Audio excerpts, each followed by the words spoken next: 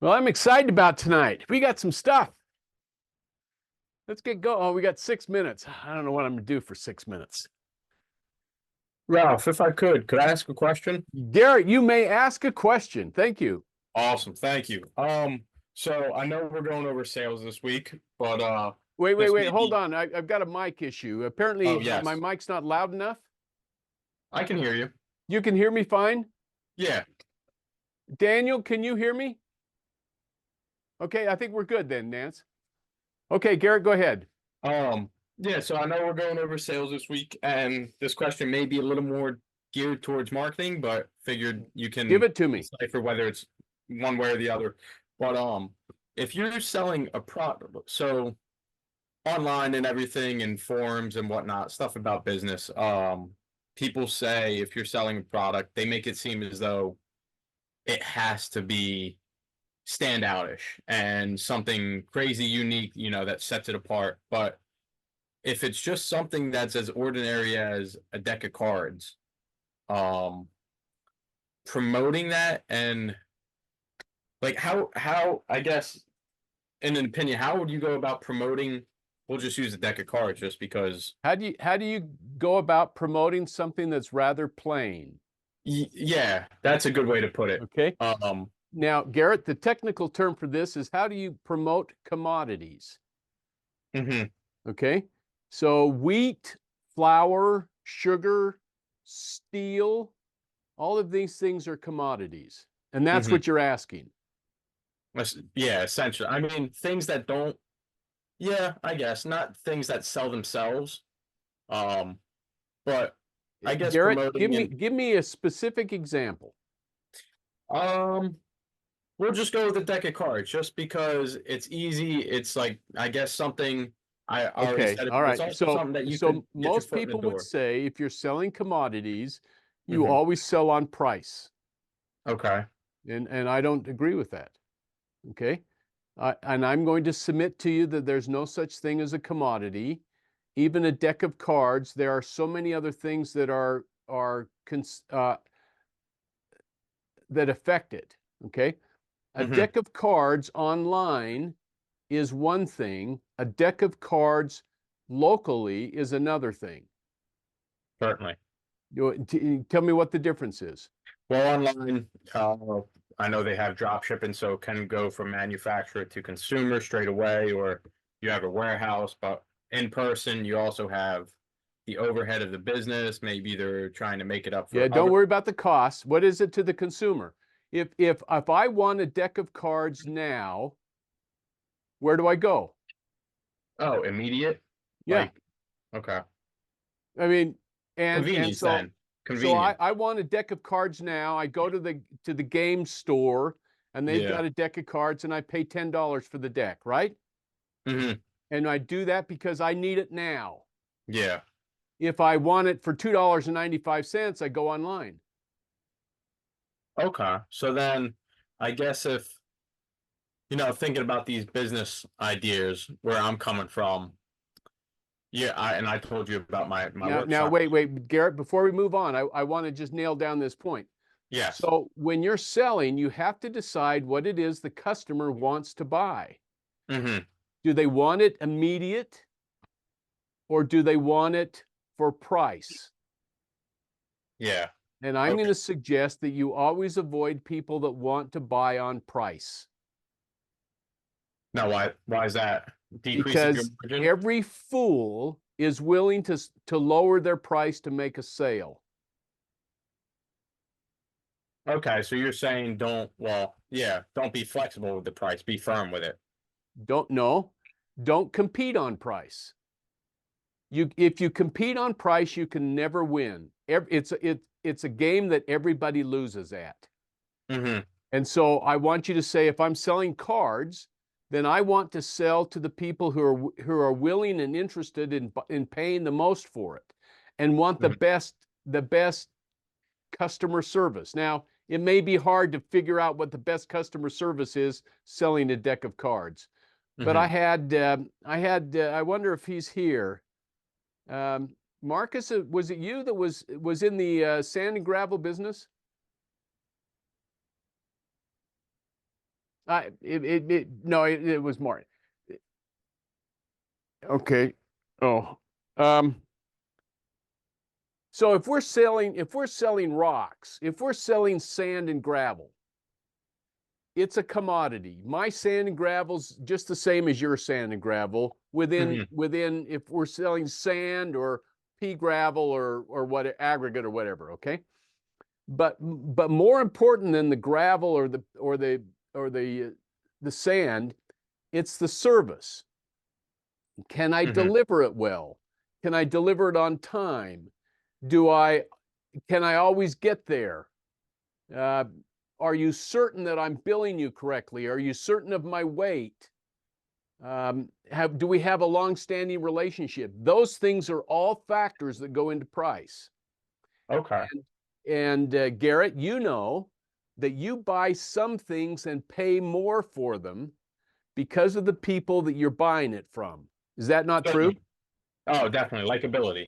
If Yeah, someone, likability, yeah. service, availability. And Hmm. that, if you're selling commodities, that's where I want you to concentrate, not on the commodity itself. Yeah. Does that help Um, you? yeah, it does because I mean, I'm just thinking I have no experience with business, personally. Well, That a little bit with that sales and puts you stuff, way ahead of everybody else. but uh, starting a big thing like I told you my plan, like a community workshop, Yeah, yeah. that's a bigger endeavor than just selling, let's just say, a pack of cards again, because Okay, that's now in this community workshop, what are they going to buy more than anything else? well, I guess the ability to use the tools. No, they're going to buy you. They say, I Okay. like this Garrett. He treats me Uh, like I'm wonderful when I come in. He never says I'm too busy, I can't help you. It's over there, you go figure it out. He helps me. That's what they're going to buy. And then after they buy you, they're going to say, I like the community of people that are back out there. I go in there and we're all friends and we help each other. That's what they're going to buy. yeah, that makes sense. That makes Okay. sense. All right, we're going to move on, Garrett. But Yeah, that's a certainly, certainly. great I don't want to question. hold If up. you've got some more, I want to deal with them. Okay. Alrighty. Sounds good. All right. Thanks for Welcome. How are you the- all? It's nice to see you. It's nice to see all of my friends. So tonight and tomorrow we're going to talk about sales. But tonight, what I want to do is I want to talk about an overcoming your fear or loathing of being a salesman. Okay. We tend to have very low opinion of salesmen. And we do that for a reason, and that is most salesmen that we come in contact with are obnoxious. They're obnoxious because they're manipulative. They're pushy, and they rarely take the time to figure out what it is I really want. Is that fair? Is that an overstatement? I don't think so. Okay. Now, in sales, you do not have to do that. You do not have to be pushy. You do not have to be obnoxious. In fact, I don't want you to be. In fact, I don't even want people to think of you as salespeople. I want people to think of you as their friends or an expert or someone that's there to help. And we do this by having conversations with the people we're going to talk to. And we have conversations similar to what we've talked about in the past of talking to people and asking them questions. And we're going to ask them questions about what they need, what the issues are, what the problems they are having, what their parameters are. And we're going to get to know them and we're going to get to know the problems that they're facing. And we're going to do all of that before we ever mention our product or our service. More important than anything else is the customer and how the customer sees the problem. Okay? Now, can you do this? Yes, you can, but it is a learned skill. It is not a talent. You are not some of you may be born natural, okay, but you can learn this. And I want you to remember, I was talking this morning with with the people on the other side of the world. We were talking about the fear they had, and some of them expressed just they feel guilty selling something to someone else because they're going to make some money. Anybody feel that way? Okay, very good. I want you to remember the first lesson we had about the pin maker. And who made money in every transaction that the pin maker made? Two people, both the pin maker and the customer made money. And if you're selling, and you're selling without lying, without cheating, without being dishonest in any way, the customer is going to say to himself, this is what I want, and it's at a fair price, or it's a good price, or I'm going to make money at this price.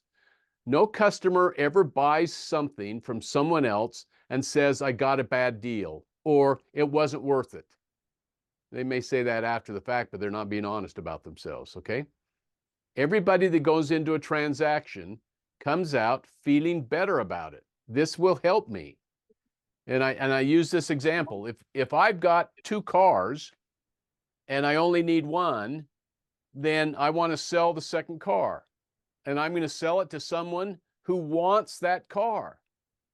And they're going to know what the price, what the value is. And they're going to say, yeah, this is a good value for me.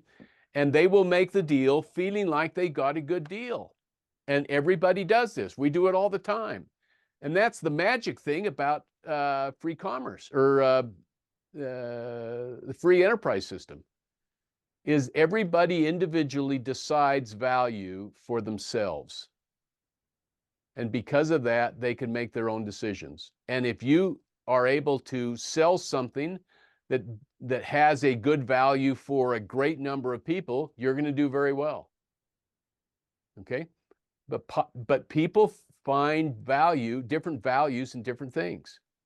There are some things that you may think have great value that I don't think have any value, and vice versa. And so talking to these people is the first thing that we need to do. Okay? Any questions on that? Pushback. Tell me I'm crazy. All right. So I'm going to suggest a book that you may want to get if you want to learn more about this. But the book is called Spin Selling. It's the worst title in the world for a book about sales, because spin selling sounds like we're politicians and we're spinning what we've just said to mean something other than what we really said. And that's not what spin selling means. So spin selling stands for the 4 areas that we need to ask questions about to our potential customer. Okay? The first question is S, or what is the situation? What is the situation that the customer's in? Do they want clothes? Do they want a hat? Do they want a case for their phone? We want to ask them questions about the current situation. The second thing we want to ask them questions about is what is the problem? The P, what is the problem that they're facing? Every time I drop my phone, it breaks. Okay. Now, the third thing we want to ask them about is what's the implication of the problem? When you drop your phone and the phone breaks, what's the implication? Well, I've got to buy a new screen, or I've got to buy a new phone, or whatever it is. Very good. Okay.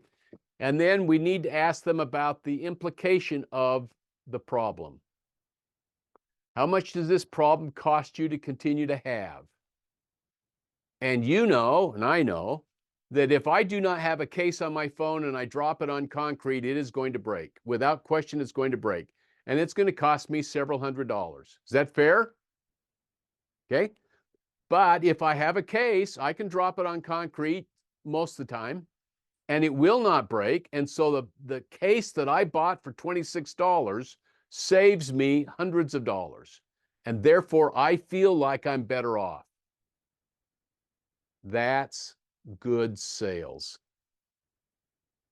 And I want you to stop thinking you have to cheat people or talk them into it or be aggressive. You don't. You need to be their friend. And you need to genuinely be their friend and genuinely have conversations with them about what are their needs. Yes, Nicole. So I kind of wanted to ask you, because I think it's pretty straightforward when you're selling a physical product like a phone case of if that solves the problem or not. But when you're just starting out and offering maybe a service based, like let's say a styling consultation, it's a little bit more ambiguous on like if the product is solving that need. And so I know you also said the importance of not giving it away for free in the beginning. So what do you suggest in those beginning like trials while you're perfecting your service model without giving it away for free, if that makes sense? Very good. So what I would suggest, Nicole, it's a great question, is what you're going to do in order to sell your product is you are going to be very clear about who you are and where you're going. Okay. Okay. And you're not going to talk to me because I'm not going to be looking for a stylist. Is that fair? Yeah. Okay. So you're going to be looking for someone that wants their hair styled. Mhm. You'll probably have rented a booth somewhere. Okay. And so you say, listen, you're going to be my first client and I'm going to do an incredible job for you because I don't have any other clients set up for the whole day. Okay. Okay. Now that may not be an approach. I haven't bought a lot of this stuff. Okay. But you're going to be selling the possibility. Mhm. Now, Bill Gates, when he sold the operating system to IBM, did not have an operating system. Mhm. And what Bill Gates sold to IBM was that he could create an operating system. Okay. And that's kind of what you're doing. Yeah. But you've already done this for free for a lot of people, haven't you? Yeah, I've done fashion consultations for people, but I definitely started with free services, and I guess I was trying to figure out how do you transition into more of the paid ones while still mitigating that some people are going to be unhappy with the results, I guess. Have you ever had someone unhappy with the results? I don't know if unhappy, but maybe not to the highest standard. And obviously Okay. then So, you evolve. Yeah. but unhappy, no. Okay. Yeah. And so we can do some self-evaluation, say, I could have done this better, I could have done this better, and could have done that better. Yeah. Okay. And you can correct those things quickly. Hmm. Okay. What I want, Nicole, is I want you to have more confidence in who you are and what you do. Okay. Okay. Yeah. Nicole, just looking at you, I mean, I'm not an expert at this, but I would think you know what you're doing. Okay. I appreciate it. And recognizing that not every customer is going to be satisfied. That's Mhm. too bad. Yeah. But you'll solve those problems as you go along. Okay. Have confidence, but tell people really where you are and really what you're trying to do. Okay. I'm just starting. I'm looking to build my clientele. I'd love you to be one of my customers. Come in and let me show you what I can do. Okay. Okay? Thanks, You Ralph. can do this and smile, because when you smile, everything looks better. Okay. Okay? Very good. Anybody else have a question? Martin, it's good to see you. We've got to talk a little bit about your partner, but we'll get to that off camera. Okay, Michael, speak to me. Just a quick question. In my world, I have people that are salesmen come to me all the time. These young guys are coming out, and I'm in there ready to go do what I do, right? And they say, like a good little trainee, they come up and say, "Hi, this is my name. What are your problems? I want to solve your problems." And that And drives you crazy, doesn't it? yeah, and I let them know I've done this Wait, for wait, 30 wait. years. And Yeah, go ahead. you and I both know why it drives you crazy, because they're not interested in solving your problems. Right. Okay? Because if they were interested in solving their problems, they'd be sensitive to your time. And they would start with this. They would say, listen, Dr. Michael, I know you're busy. Is there a time when I could just get 10 minutes of your time to go over some things that I think might help you? But that makes a lot more sense. Exactly. Okay. But it's also, it's being a human. Okay. And we look at salesmen as being inhuman because they don't consider what's going on around them. I usually give them a little idea saying it's very likely that I've solved most of my problems. And it's very likely that anything you show me, the first time you show me, I'm going to think it's a bunch of crap. But I also say, don't be afraid of showing it to me because it may spark a thought. And 6 weeks from now, I may say, hey, what is that thing you showed me again? Yeah. Anyway, Yeah. I sense you're a tough customer. I'm pretty picky. Yeah, you're good. Yeah. You're good. But I get Very good good. results. Thanks, Mike. There you go. Anybody Anyway, else? Okay. So remember spin selling. Get the book, read it. Remember, selling is about conversations. It's about really understanding who your customer is and what they want. And I'm going to suggest to you that you do not want to start to sell anything until you know what the customer sees as their problem. And if it's not a problem, and if it's not a problem, you're going to have an uphill time selling it. Okay? Now, there are occasions when you may have something new they've never seen before, and they don't know that it solves a problem, and that's a little bit different deal, but still it all starts with conversation. Okay?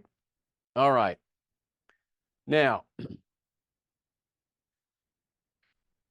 there is nothing immoral about making money. Okay? There's nothing wrong with it. And I want you to get over the fact that you're going to make money with every sale you're going to make. Be comfortable with it. Everything that you've bought from a salesman who made money. And you still felt good about it. But you will never buy anything from a salesman you do not like. It doesn't matter how badly you need this. If you don't like the salesman, you're going to go somewhere else. And so the first rule of sales is you've got to be likable. And now most of you, there are a few exceptions, but most of you are very likable. Okay. And I want you to continue that. But we don't start to sell until the customer knows exactly what the problem is and exactly what the cost of continuing to have the problem will be. And as soon as the customer understands that, and I give this example, let's say I sell sump pumps, and I go into a warehouse, and I know the customers had a problem with a high water table, and their sump pump's been inconsistent. And so I know this warehouse manager's had a couple of floods, and that he needs a new sump pump.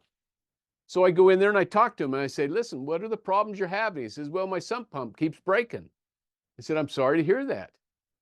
Why do you think that is? I think it's a cheap sump pump. Boy, there's some information I want to know. I think it's a cheap sump pump.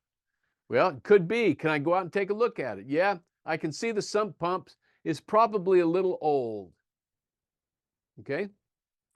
Tell me what happens when the sump pump doesn't work. Well, the warehouse floods. What happens when the warehouse floods? I've got to send my employees home, and I've got a ton of inventory that has been damaged because of the water. How much does that cost you? Every time it happens, it costs me $80,000 to $100,000. Well, I think we can fix this. Okay, now, I know what the problem is. I know how the customer feels about the problem. And I know how much the customer loses every time this sump pump doesn't work. And he knows the cost of this problem is $100,000. I only have to get him a good, reliable sump pump for something less than $100,000. And if I can get him a sump pump that will absolutely work for $20,000, I'm likely to make a sale because it will solve his problem. and he will be better off having bought my sump pump. Now, I'm not going to give him a $10 sump pump and charge him $20,000 for it. I'm going to give him a great sump pump because I want to come back and say, how is the sump pump working? He says, works every time. And that's what I want. Okay? Give people what they want, what they need. Provide them a good service. Provide them at a reasonable price. It doesn't have to be the cheapest price, a reasonable price. And make sure they know that you care deeply about solving their problems. And then you can come back to this warehouse guy and say, how's the sump pump working? It works great. Is there anything else I can do for you? And he's going to tell you if there is. You know, the lights aren't working or the switches aren't working. Or I've got this problem. Yeah, that is not something I deal with, but I appreciate the thought. But let me see if I can find someone who might be able to help you with that. And that warehouse manager is going to love you forever because you've solved this problem and you've demonstrated that you care. Okay? That's the easiest thing you can do in sales. And it's the most genuine. And you'll feel better about it. Okay? Now, remember that sales is emotional. It's not factual, it's emotional. And as you're talking to your client about the situation, the implication, the problem, and the needs, I want you to listen to the emotion. What really aggravates this person about this sump pump going out? Is it that he's embarrassed because he bought the wrong pump, or he paid too little for it, or the salesman didn't treat him well? And understand that that emotion is what that person really wants solved, almost more than not having the sump pump problem. Everybody, I don't care who they are, everybody buys on emotion. And as we were talking to Gordon, or to Garrett, and if you were here before, people are going to go to Garrett's wood shop because they like Garrett. And because they want the company and they want someone that'll talk to them and say, that's a fun project. What are you doing here? How can I help you with that? You know, I've got a tool over here that might work better for you. And that's what Garrett's going to sell. That's the emotion of belonging. Okay? Everybody does it. Everybody does it. You deal with the people you like. All right. What questions do you have? Okay, good. Kay, go ahead. Yeah, so I have a question regarding the prospecting and the first contact. Now, in the case of the sub pump guy, how do I go to that guy? I'm a stranger, he's a stranger. How do I strike the first conversation to do it? Good. Good. So part of what I'm assuming is that you've already qualified your customers. And so what the thing we do with marketing is the function of winnowing out those people that aren't my ideal customer for that more narrow group that is likely to be my ideal customer. Okay? If I were a dentist and I were looking for people to call on to sell braces to, I would not call at nursing homes because they're unlikely to need braces. Okay? But I would go to a new subdivision that has homes that are 2 and 3 bedroom homes, because in those 2 and 3 bedroom homes are likely to be families that have kids that are going to need braces.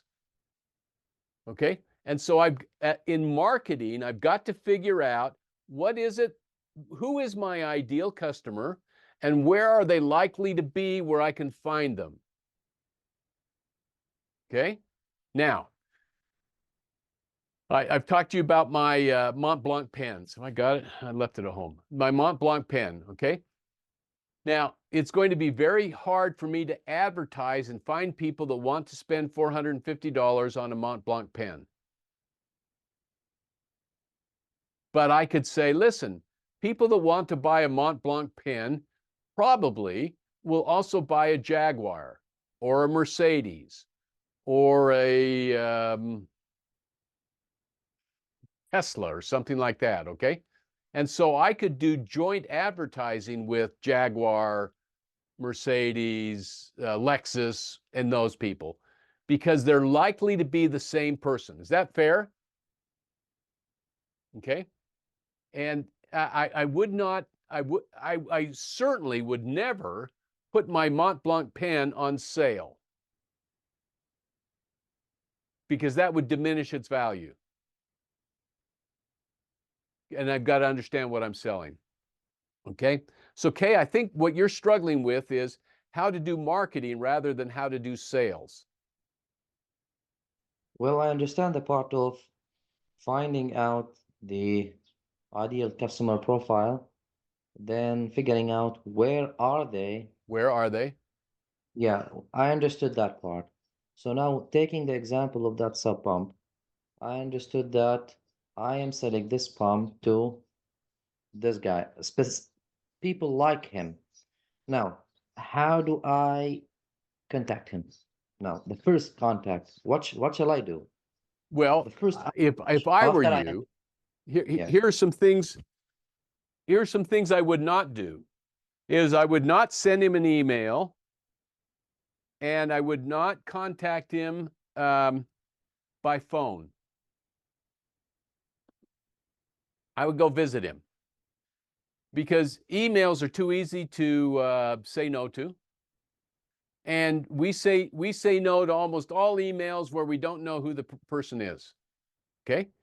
But if you knock on their door and you go see them, they're more likely to talk to you, unless it's Michael. Okay. Okay. All right. And if you're reasonably polite, they're going to talk to you. Now, you're going to have to get through the gatekeeper, right? There's going to be someone at the front desk or whatever that says, what do you want to talk to them about? And there are ways to get through the gatekeeper. And I want to tell you this story about how to get through the gatekeeper. Okay. So I had a friend of mine who wanted to be in public relations. And while he was going to college, he found out that his department, the public relations department, was offering 2 internships in public relations to students who were in the program. And so right after the class where he heard this, he went to the department and asked to see the person who gave out these internships. And he says, well, it's Mr. Brown. And so she walked down the hall in Mr. Brown's office, and he walks in and says, Mr. Brown, I'm so-and-so. I'm very interested in these internships. Are there any available? He said, no, they're not. We've given them out. And he said, well, I'm sorry to hear that. He said, would you mind if I check back with you periodically to see if anything changes? He said, no, that would be fine. So he left. That was Thursday at 1 o'clock. The next Thursday at 1 o'clock after the class, he went back to Mr. Brown and talked to the receptionist. She said, go down and talk to Mr. Brown. He goes down and talks to him. Mr. Brown's got a little bit of edge in his voice. He said, I told you they were both filled, and it was unlikely that they would not be filled because people that got these tended to keep them for 2 years. He says, yes, I understand. I remember you saying that, but I also asked you if it was all right if I check back, and I'm just checking back. He says, yeah, okay, all right, but they're filled. So he leaves. The third week, Thursday at 1 o'clock, he goes back. He talks to the receptionist and says, is Mr. Brown in? He says, no, he's out of the office right now. He said, well, would you tell him I was here? And he said, we just talked for a few minutes. She wanted to know where I was from and where I was in school. And I asked her a few questions about her and her family. It was just a few pleasantries.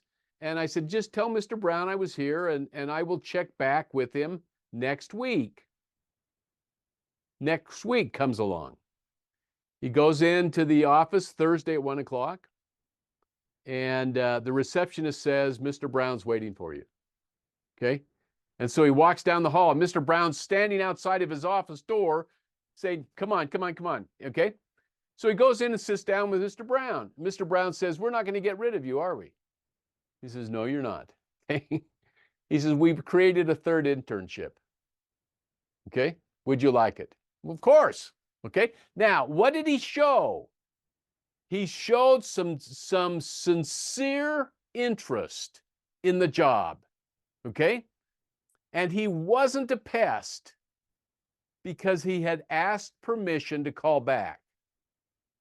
And I submit that where he got the job was because he had talked to the receptionist and she liked him.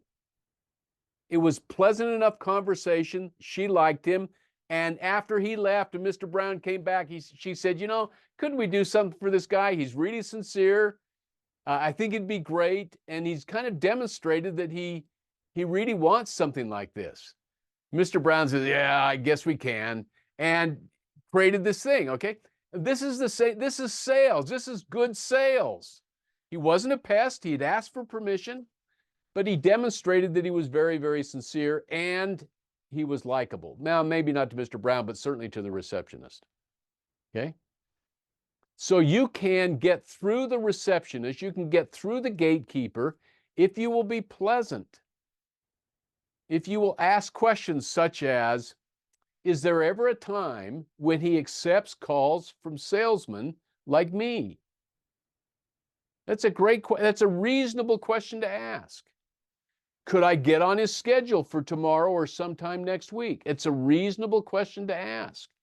Treat that receptionist like gold because she is the gatekeeper and she will eventually let you in. Okay? Does that help? Yeah, it helps. It's But kind of a fun once story we anyway. got yeah, Okay? but how do we get into, I mean, once we get a meeting with Mr. Brown, for example, how do I start the conversation? Oh, I'm not gonna go and tell him, hey, do you have problems? No. You're going to start the How does it? conversation with, Mr. Brown, tell me what your responsibilities are in the company. That may not say, how long have you been with the company? That's a soft thing. How long have you been with this company? Oh, I've been here 20 years. Have you always been in the warehouse? No, I started out as a janitor and I've worked my way up. Okay. What would you tell me as the thing I could do most in order to work myself up in my company? And he's going to give me advice. Okay.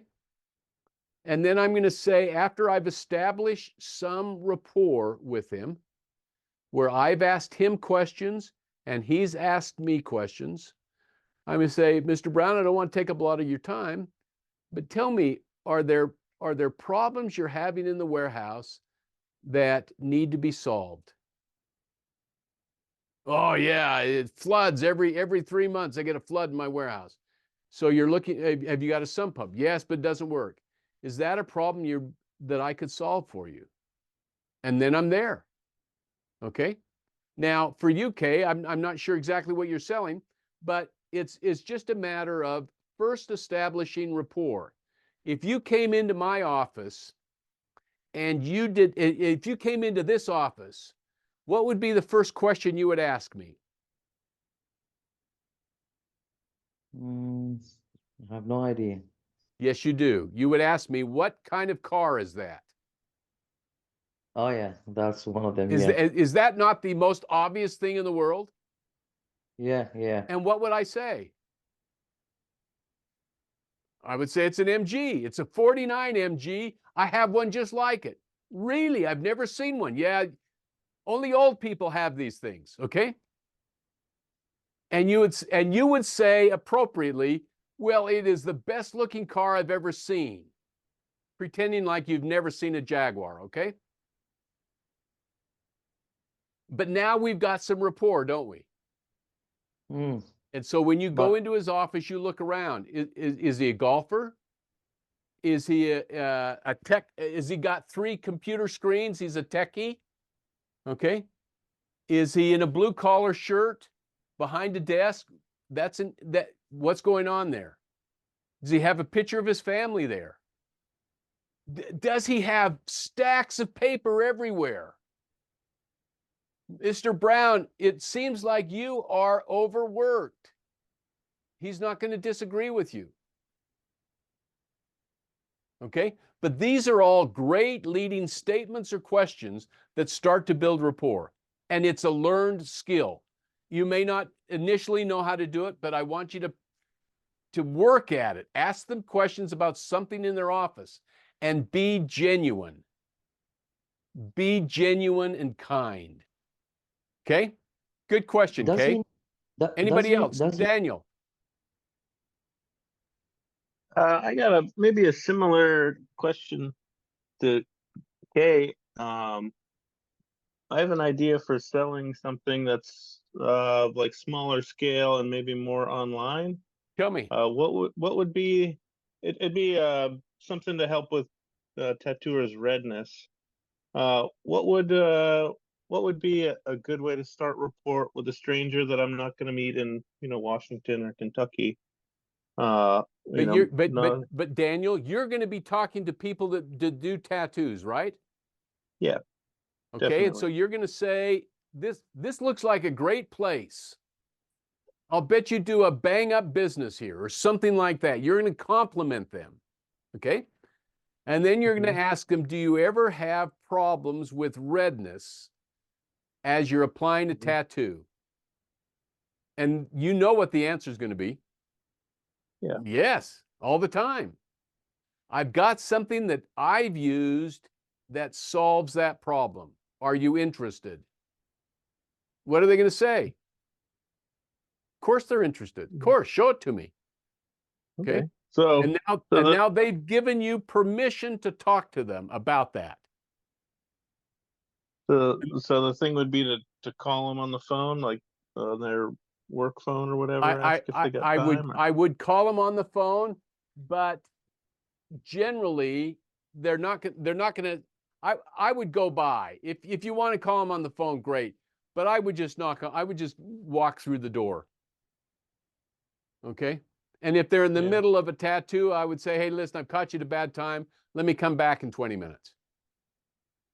Okay. Okay. But they're going to talk to you, Daniel, because you look like you know what you're doing. Right. I'm not sure you do, but you look like you know what you're doing. Well, as long as I got them fooled. Michael, talk to me.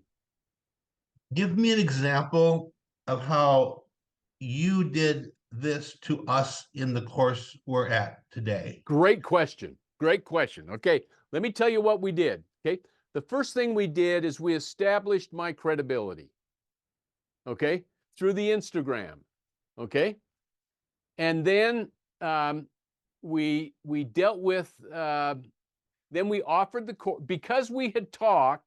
Either you watched those short little videos, and you said, most of you said, this person at least seems to know what he's talking about. So I had credibility.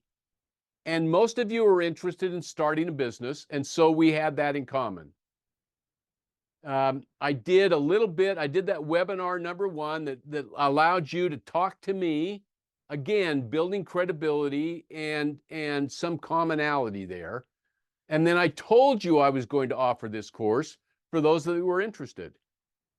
And I really didn't have you until the second or third week when you said to yourselves, this is different than any other online class I've taken. I'm getting good material in this. Does that make sense? You can do that, Michael. In fact, you probably already do that. Well, and I'm trying to see in my day-to-day world, I have people that come and see me, and you could look at their eyes after like 2 minutes. I look at them and say, what are your goals here? Good. Can you imagine someone asking that in my world? But you know that I'm thinking about doing a mass market thing to help people with support for their weight loss and muscle.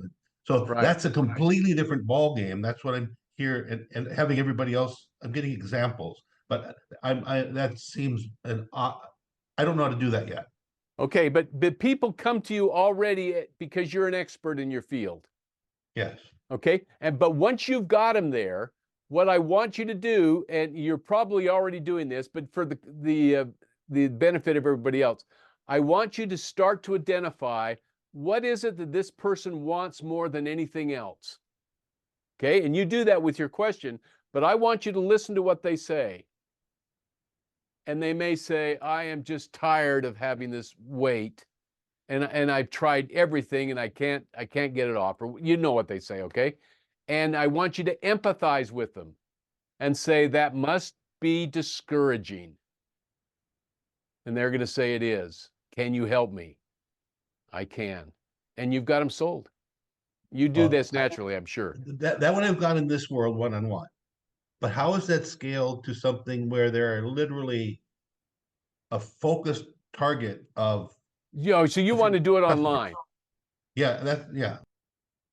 Okay, so what I want you to do is similar to what I did, and that is I gave you short little 2-3 minute clips of my answering those specific things. Okay, are you discouraged with your weight loss? Have you tried this over and over again? Are you looking for something new? I would say something like this. I'm trying to figure out how to phrase this, but it would be something like, are you prettier underneath the extra weight than you appear now? Okay. I'm going to work on that a little bit, but most people look better without extra weight. And it's just remarkable. And they feel, I suspect they feel that. Okay. One thing I've picked up on that is you may have heard of the phrase Wegovy butt and Wegovy face. I The haven't. people that are losing all the weight lose their muscles, so they get basically a flat butt. You know how Oh, yeah, people yeah, want okay. flat? Yeah. So they're already unhappy with that. They want to lose weight, but they want to look pretty. I can handle the second part. Yeah. That's what my product is. Anyway, Okay. Well, you're on track. Very good. Okay, one more time. So now in the online scenario, I understood that you build reputation, but You build if I go reputation and yes. yeah, but if you go to my question here is when I'm going as a complete stranger in that scenario of the sub pump, does this guy need to know what company I'm coming from? No, the fact that you're there makes you an expert. The fact that you're selling sump pumps makes you an expert.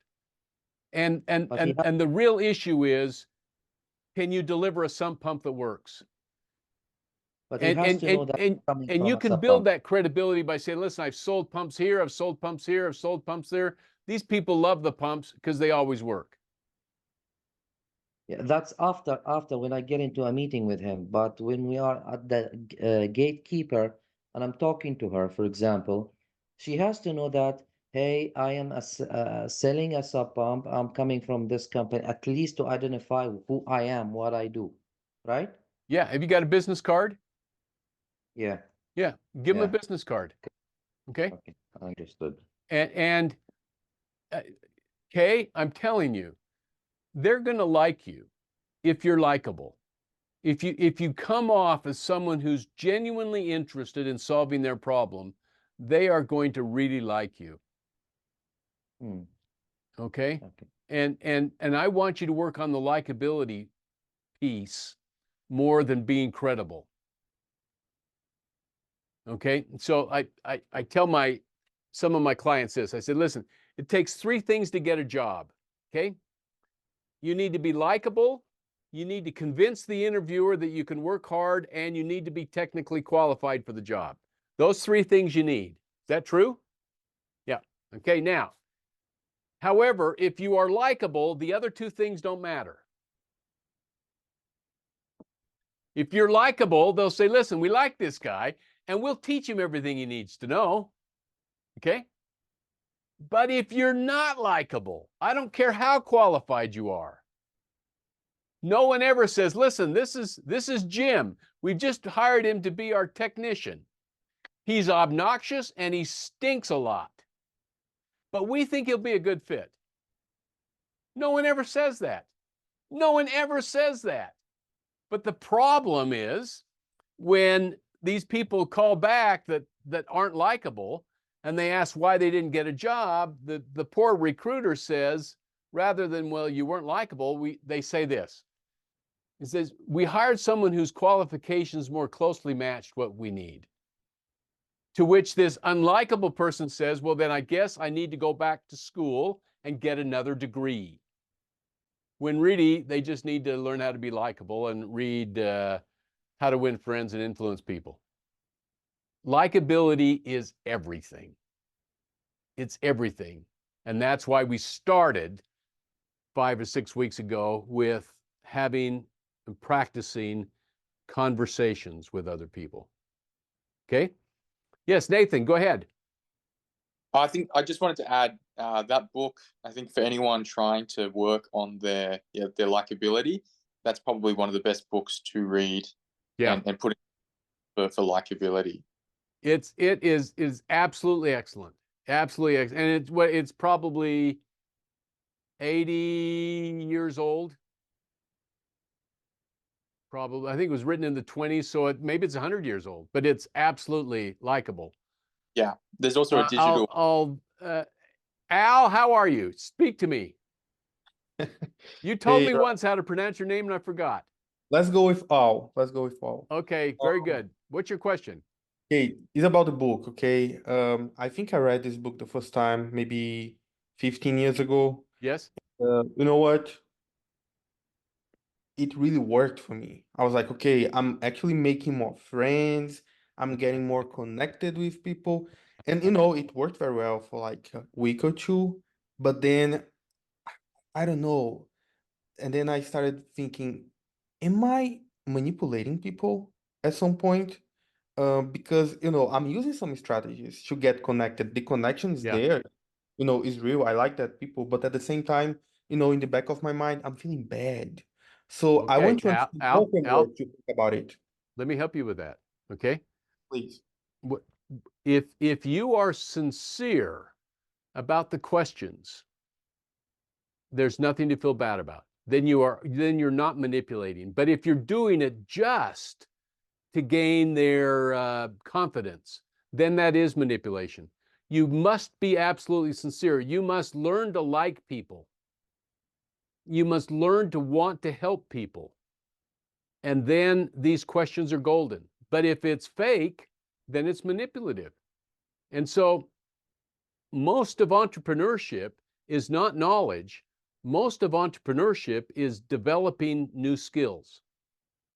And developing the skill of conversation is critical. Developing the skill of being able to identify problems and solve them is critical. And so we're talking about skills that you need to implement in order to be successful. And sales is it's a skill. It's a skill just based on the fact that you like people and you want to help them. Good question. Okay. Anybody else? Marcus. Can you hear me? I can hear you, Marcus. All right. I was just going to give another example of that. I have a background in special operations, so we have a lot of support guys that help us do our jobs. Going to those different offices and talking with people that are there and really getting to know them, it was the best thing that I could ever done when we were deployed. If I needed anything, these guys would drop what they're doing to help me out because they only hear from me, once a month or every couple months or so. But just taking care of all of our support guys and actually legitimately being friendly with them is the best thing I could do. Very good. And you know their names? Yep. You and I'm going to press you just also, I bet you may know their hobbies. Yep. You may know their dog's name. Certainly you know what kind of dog they have if they have a dog. Yep. And then, Okay. they're also like, what do they want to do with their career? All that type of stuff. Yes. Okay. Now, this is what Dave Hewlett used to call at Hewlett Packard management by walking around. He would just walk around and talk to his employees. And the employees got the understanding that he cared. And that's why they wanted to work there. And one of Okay. the other things I was going to say directly for Kate, just to maybe put it into his field a little bit more, is I'm sure you've heard of penetration testing. and they just go and build a rapport with people. And the business card, even if it's not legitimate, makes you legit because you have a card. Yeah. So Yeah. just having a card and talking to people is going to get you into a lot of places. Having a card, showing up is going to get you into a lot of places. An email will never do it. An email will never do it. A phone call maybe, but a personal visit, I had an idea for the Marriott Corporation once, and I needed to talk to the brand manager of Courtyard Marriott's.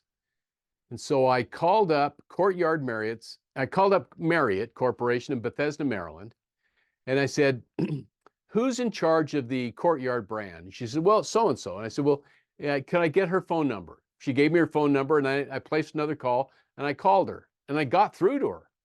And I said, Sheila, this is Ralph Little.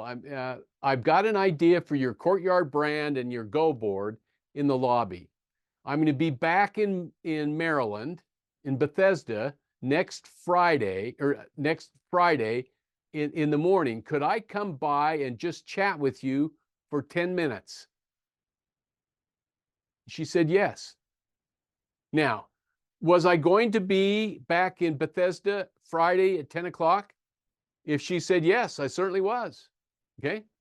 And so I flew back there and I met with her, walked right in. She was happy to see me. Certainly I had some credibility in the fact that I lived in Salt Lake City and flew back to Bethesda, but we had a great conversation and we worked on a deal together for 4 or 5 weeks. It was great. But I just made the phone call. I'm going to be back there. Could I meet with you for 10 minutes? And it works. And I had something that she valued. Julie, speak to me. Hi, Ralph. So you're talking a lot about these sales and, cold calling, etc. Do you think these strategies work the same for women as they do for men? Julie, if I knew what worked for women, I would be in another line of work, okay? Of course they do. Of course they do. They work best on women, okay? Are you telling me, Julie, that women are cold and calculating and they only want the facts? No. No, but I mean, I don't want to be stereotypical, but in all the conversation tonight, the person that we have to speak with is the man, and the person that we have to get by is the woman at the gate. And I find that when a woman goes in to talk to a woman gatekeeper, there's a wall right away. Very good. Very good. Let me just deal with that. And you'll have to excuse my stereotypical because I'm kind of old, okay? But so when I was running Little & Company, I had an office, our home office. I had 100 employees in my home office, and 80% of them were women. Most of them probably under 30. And what I found was that when I would hire a new employee and it was a woman, that, boy, man, maybe I put my life on the line to say this, women would just glob onto her. Everybody wanted to be her best friend. Everybody wanted to know where she was, if she was married, if she had kids, where she lived, who she was dating. Everybody just, it was just a mass thing. And then they backed off a little bit, and there was a little bit of tension always between women, okay? They want to be good friends, but then they back off and there's a little bit of tension, okay? When I hire a man, the other guys would say, yeah, hey, how you doing? I don't care, okay? And they could care less. But over time, they got closer and closer and closer, okay? Men and women deal with relationships differently, okay? And so you have to understand that. And I would suggest, whether it's a man or a woman, that you always lead with a sincere compliment. A sincere compliment breaks down the walls. And if you never use your power, you have more of it. If you start with a power statement, you have less of it. And so I never want to get in a power battle with the gatekeeper. I always want to be subservient and ask for their help. And I almost always get it. Does that help you at all? Yes, thank you. Okay, very good. Thank you. I hope I did that delicately enough because I'm just a Neanderthal, okay? Anybody else? All right, so let me tell you what I want to do next week. Next week, I'm going to send you some things on sales that I want you to consider. One's going to be on failure. And it's not that I want you to fail in sales, but I want you to have the emotional confidence that every time someone says no, you're not shattered by it. There are so many reasons why people will say no. And the real thing you're looking for are people that want to say yes. Don't try and sell people that say no. Just move on, okay? Just move on. And we'll talk about some other sales scenarios that I think will complement what we've done tonight. But I would encourage you, if you're interested, go get the book Spin Selling. I think it's probably even on audio. And I think you'll like that very much, okay? I remind you that on Mondays at 6 o'clock, we have a discussion group, and you're welcome to join us on that. I think I'm sending you out that link, and that's another opportunity for you to ask questions. Michael. Will you still have it since it's a major holiday called Memorial Day? We don't observe holidays in this class, okay? Okay, very good. Thank you. I'm working, okay? I'm working. So we will still have it. We will still have it. All right. Listen, I'm going to send you out this recording and also the recording of the discussion group we had on Monday.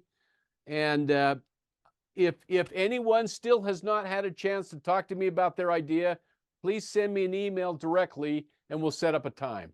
Okay? Very good? All right. You guys are great. Thank you very much.